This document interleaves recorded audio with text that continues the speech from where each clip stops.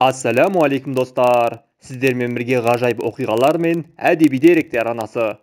Бүгін сіздермен қазақтың соңғы ханы Кенесары ханның бас сүйегі жайлы ел арасындағы сұмдық әңгімемен бөлісетін боламыз.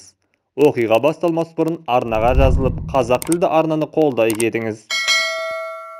Кенесары хан жайлы қысқаша айтатын болсақ, 19 ғасырдың екінші ширегінде қазақ елін билеген, Ресей патшалығына, Ресей басқыншылығына қарсы күрескен даңқты қолбасшы, батыр, басшы ретінде тарихтан белгілі.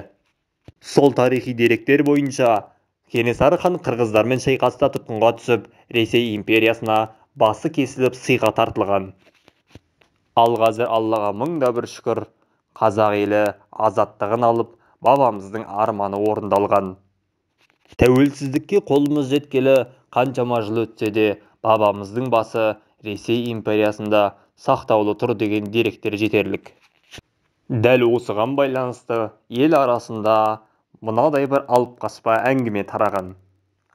Нұрсұлтан Назарбаев әйгілі Ванга көріпкелге барыптымыз.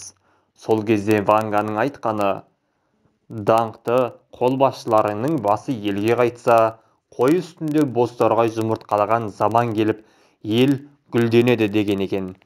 Осы әңгімені ақиқатқа шығарып, қазақ елінің өркендеуі, гүлденуі тек қана Кенесары ханның бас сүйегіне байланысты деп, ел арасындағы алып қашпа әңгімені шындыққа жанастырып жүрген қаншама адам бар.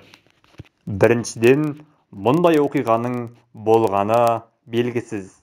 Екіншіден, бұл оқиға болып, Ванга солай айтқанның өзінде көріпкелге сену дінімізде діннен шығаратын амал. Ал үшіншіден, еліміздің болашағы, өркендеуі, дамуы бір патшаның бас сүйегіне емес, Алланың қалауындағы мәселе.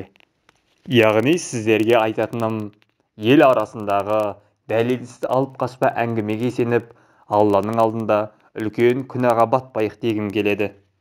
Бабамыздың басын қайтаруды сұрап, және оны еліне қайтарып, арулап жерлеуіміз ол дінімізде де құпталатын мәселе. Ал қайтыс болған адамнан сұрау және ел болашағын соларға байланыстыру дінімізде үлкен ауыр күнә. Елімізді дамытайық, өркендетейік десек, ғылымға, білімге аса назар аударып, дінімізді бекем ұстайық дегім келеді.